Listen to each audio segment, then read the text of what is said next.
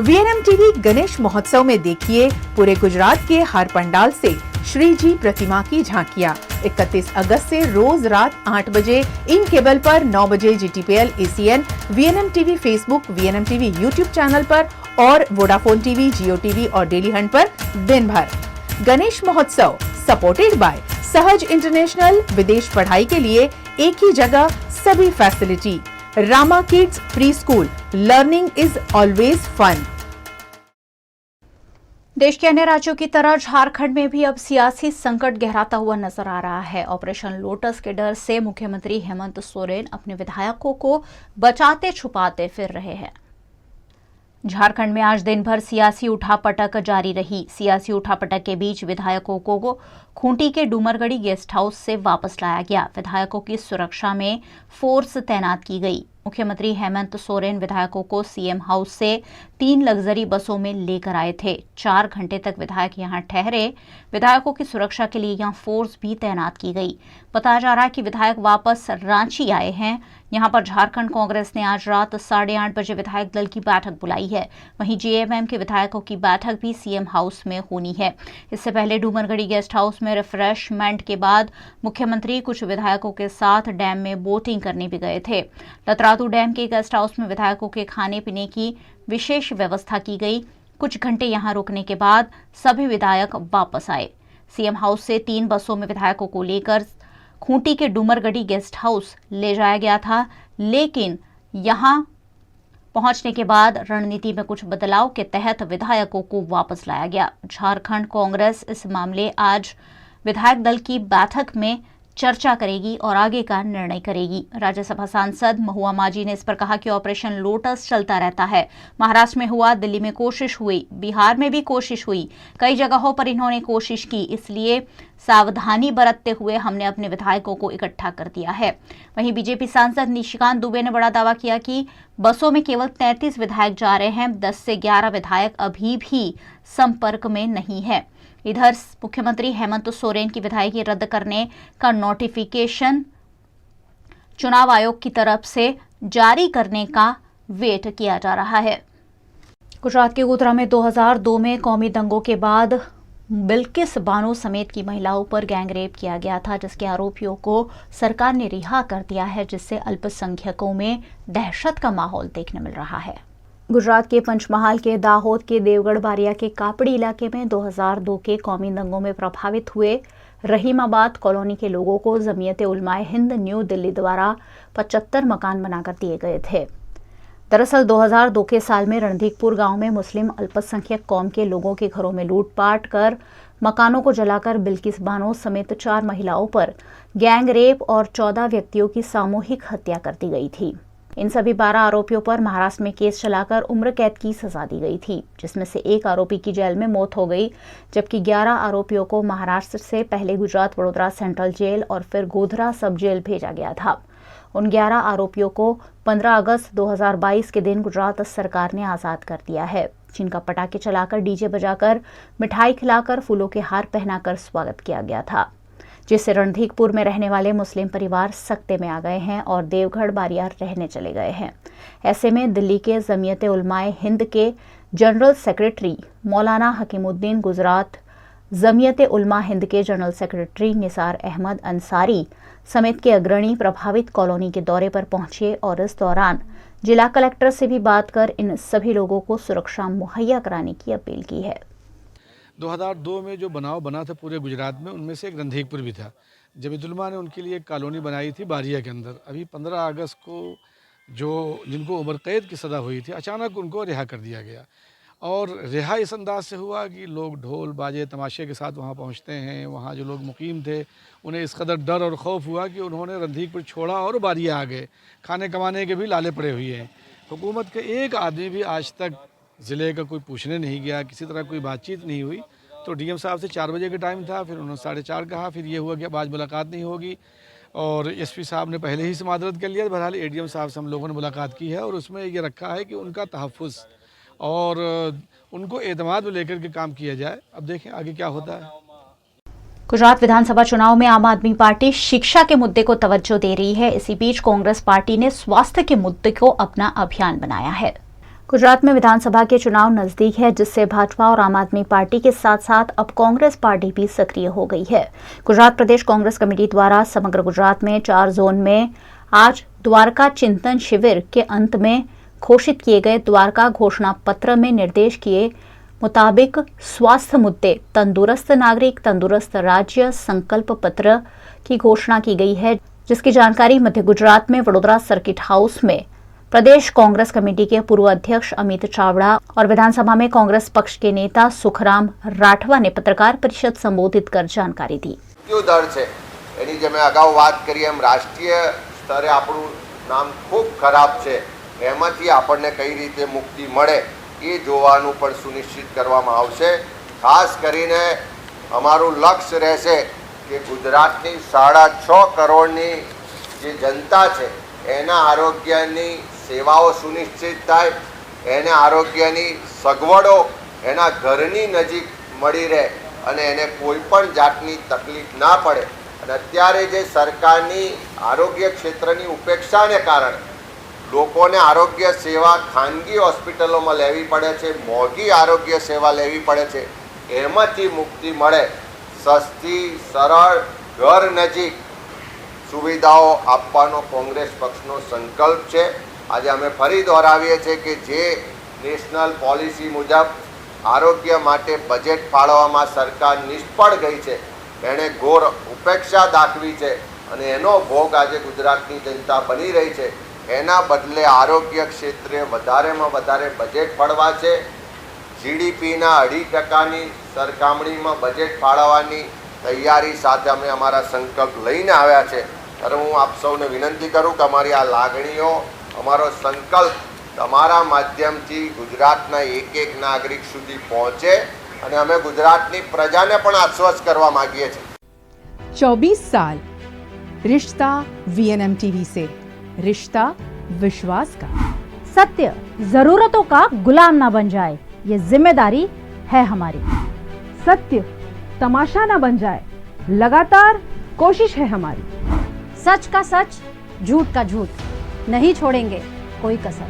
हम है आपकी आवाज, दोनों पलटों पर होगी बराबर नजर। बच्चे हैं देश का भविष्य, उनको देंगे नया आकार, नए भारत का होगा सपना साकार। वीएनएम यानी न्यूज, व्यूज और मनोरंजन, दिन भर आपके साथ।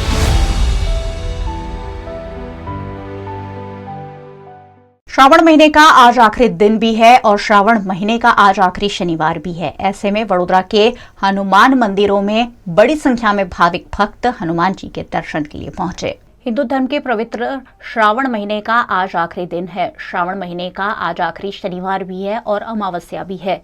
इस मौके पर वडोदरा के हरणी इलाके में स्थित भीड़भंजन हनुमान मंदिर में सुबह से ही बड़ी संख्या में भक्तों का तांता देखने मिला। इस मौके पर मंदिर में सुंदर सजावट की गई, साथ ही विभिन्न धार्मिक कार्यक्रमों के आयोजन किए गए।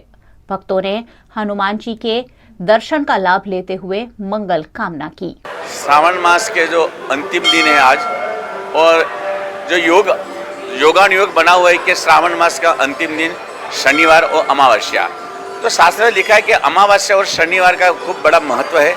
उस दिन हर इंसान अपने जो ग्रह पीड़ा है, संकट जो भी है, ये हनुमान जी के सानिध्य में जाके उनका दर्शन करके, भगवान शिव का पूजन अर्चन करके और शनि देव का भी पूजन करने से इस अमावस्या का उत्तम फल प्राप्त होता है। सबसे बड़ी बात है कि इस दिन जो इंसान अपनी जो ग्रह की दशा है, महादशा है, अंतरदशा है, और जीवन में जो भी आदि व्याधि उपाधि है, तो उनको नष्ट करने के लिए, उसको समाप्ति के लिए और परमात्मा की कृपा के लिए आज हनुमान जी का दर्शन, भगवान शिव का पूजन और शनि महाराज का दर्शन करने से 100% आपको फल मिलता है। वडोदरा के सुरसागर निकट हठीला हनुमान जी का मंदिर है, जहां श्रावण महीने के अंतिम दिवस और साथ ही अमावस्या के पर्व को लेकर बड़ी संख्या में भाविक भक्तों की भीड़ देखने मिली। यहां आज के खास दिवस पर खास हिंडोड़ा तैयार किया गया, जिसमें अलग अलग फलों से 150 किलो से ज्यादा के हिंडोड़ा तैयार किया गया। इस सुंदर सजावट को देखने का भी मंदिर पहुंचे भक्तों ने लाभ लिया। साथ ही इस मौके पर विशेष धार्मिक और सांस्कृतिक कार्यक्रमों का आयोजन भी मंदिर प्रबंधन द्वारा किया गया है। भगवान हनुमान जी की आराधना के लिए सुंदर कांड पाठ का भी विशेष आयोजन मंदिर में किया गया। श्रावण महीने के आखिरी शनिवार के उपलक्ष्य में वडोदरा के काला घोड़ा निकट के पंचमुखी हनुमान मंदिर में भी सुबह से ही भक्तों के दर्शन के लिए लंबी लंबी कतारें देखने मिली। दिन भर लोगों ने हनुमान जी के दर्शन का लाभ लेते हुए मंगल कामना की। इस मौके पर मंदिर को खूबसूरत रूप से सजाया भी गया। यहाँ पे जो बड़ौदा के अंदर आया हुआ ये प्रचलित श्री पंचमुखी हनुमान जी मंदिर काला घोड़ा विश्वामित्री के पास आया हुआ है। यहाँ पे आज सुबह से ही सभी भक्तों की बहुत सी भीड़ इकट्ठा हुई है दादा के दर्शन के लिए। सब श्रद्धालु आज दादा को उनकी मन की मनोकामना के लिए प्रार्थना करने आ रहे हैं। श्रावण का महीना आज समाप्त होने वाला है और विशेष आज श्रावण मास का शनिवार और अमावस्या वो दो इकट्ठा आई हुए हैं, इसलिए सभी भक्तों को यहाँ पे बहुत दर्शन का क्रेज़ है। तो सभी बड़ौदा में रहने वाले भक्तों को मेरी विनंती है आज ऐसे अलग लाभ का लेने के लिए श्री पंचमुखी हनुमान दादा के दर्शनार्थे खास पधारिए, ऐसी विनंती है। जय श्री राम। गणेशोत्सव की घड़ियां गिनी जा रही है। गणेश भक्त गणेश जी के आगमन को लेकर काफी बेकरार है और इसी बीच वडोदरा के राजमहल में स्थापित होने वाली पारंपरिक गणेश प्रतिमा भी बनकर तैयार है। गुजरात का वडोदरा शहर यानी महाराजा सयाजीराव गायकवाड़ का अपना बसाया हुआ शहर। इस शहर में महाराजा सयाजीराव गायकवाड़ के समय से गणेशोत्सव धूमधाम के साथ मनाया जाता है। गणेशोत्सव के दौरान राजमहल में हमेशा 10 दशकों से एक ही तरीके की गणेश प्रतिमा विराजमान की जाती है, जो बनाते हैं कुछ खास कलाकार। दरअसल 2 साल के कोरोना काल के बाद इस बार पूर्ण रूप से त्योहार मनाए जा रहे हैं, जिसका उत्साह भक्तों में देखने मिल रहा है। ऐसे में अखातीज से राजमहल की गणेश प्रतिमा बनाने की शुरुआत कर दी गई थी। वडोदरा में पारंपरिक रूप से हर साल राजमहल में विराजमान होने वाले गणपति की प्रतिमा बनकर तैयार है। इस प्रतिमा का निर्माण मूर्ति बनाने वाले कलाकार कृष्णराव बारिकराव चौहान ने वर्ष 1926 में पहली बार किया था, जो राजमहल में काशी के पंडितों की सलाह सूचन के आधार पर स्थापित की गई थी। उसके बाद 10 दशकों तक चौहान और उनके वंशजों द्वारा बनाई गई प्रतिमा ही राजमहल में स्थापित करने की परंपरा है। वर्तमान में चौहान परिवार की तीसरी पीढ़ी लाल सिंह चौहान, मान सिंह चौहान, प्रदीप चौहान और मंकेश चौहान खंडेराव मार्केट 4 रास्ता निकट राजमहल की प्रतिमा तैयार करते हैं। पिछले 40 सालों से भावनगर से लाई जाती खास मिट्टी से इस प्रतिमा का निर्माण होता है, जो गणेश चतुर्थी के दिन धूमधाम के साथ पालकी में विराजमान होकर राजमहल में विराजमान होते हैं। इस प्रतिमा को बनाने के इतिहास पर प्रतिमाकार लाल सिंह चौहान ने जानकारी दी। अभी ये मूर्ति हमारे पिताजी श्री कृष्णराव बी चौहान, वो आर्टिस्ट थे, वो बनाते थे।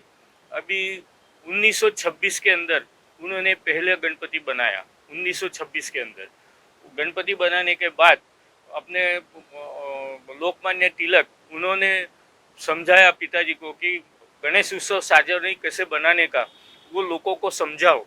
और अभी अंग्रेजों का चल रहा है, हिंदू लोग कैसे भेगे होकर कैसी रीत से अपने इनको मुंह तोड़ जवाब दे सकते हैं, इसलिए सबको भेगा करो और 10 दिन में कैसा उत्सव बनाने का, यानी भजन करने का, डिबेट करने का, ऐसी रीत से उनको समझाओ। यानी इसलिए उन्होंने 1926 के अंदर प्रदर्शन भरा था और प्रदर्शन बना के लोगों को समझाया था।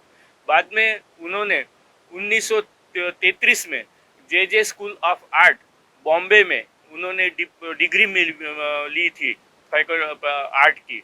और बाद में उन्होंने अपना जो अपने सोनगढ़ है, व्यारा है, वहाँ पंचधातु की मूर्ति उन्होंने बनाई और वो 12-12 फुट की सर सयाजीराव गायकवाड़ साहब की है और सर प्रताप सिंह महाराज की है। बाद में अपने बड़ौदा में सयाजीगंज में ब्रॉन्ज की प्रतिमा, प्रतापगंज में है ब्रॉन्ज की प्रतिमा।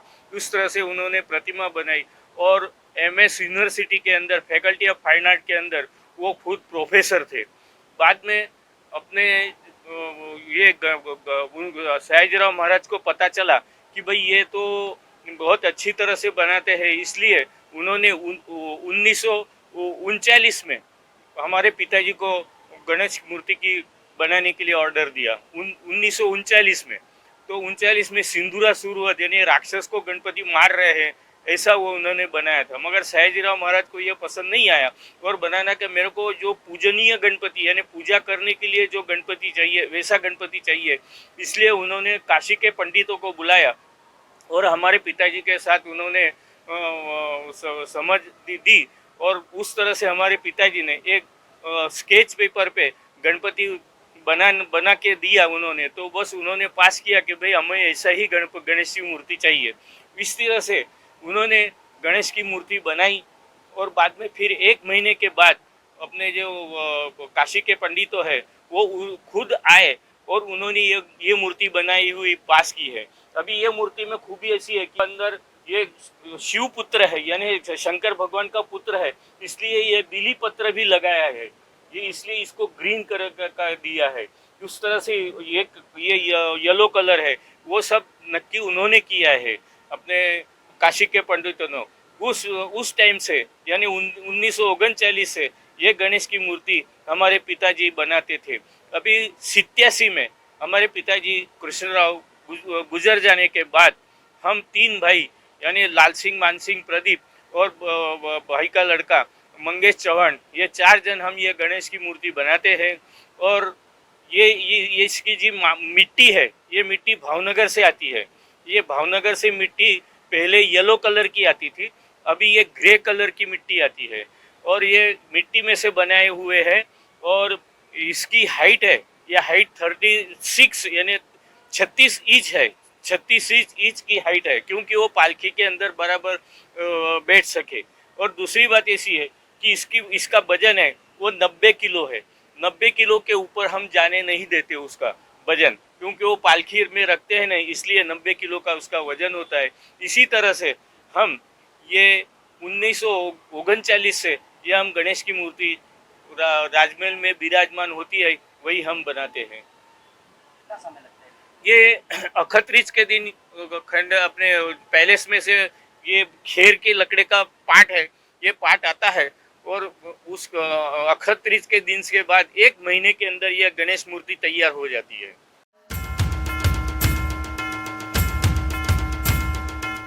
वीएनएम टीवी गणेश महोत्सव में देखिए पूरे गुजरात के हर पंडाल से श्री जी प्रतिमा की झांकियां। 31 अगस्त से रोज रात 8 बजे इन केबल पर, 9 बजे GTPL ACN, VNM TV Facebook, VNM TV YouTube channel पर और वोडाफोन टीवी, जियो टीवी और डेली हंट पर दिन भर।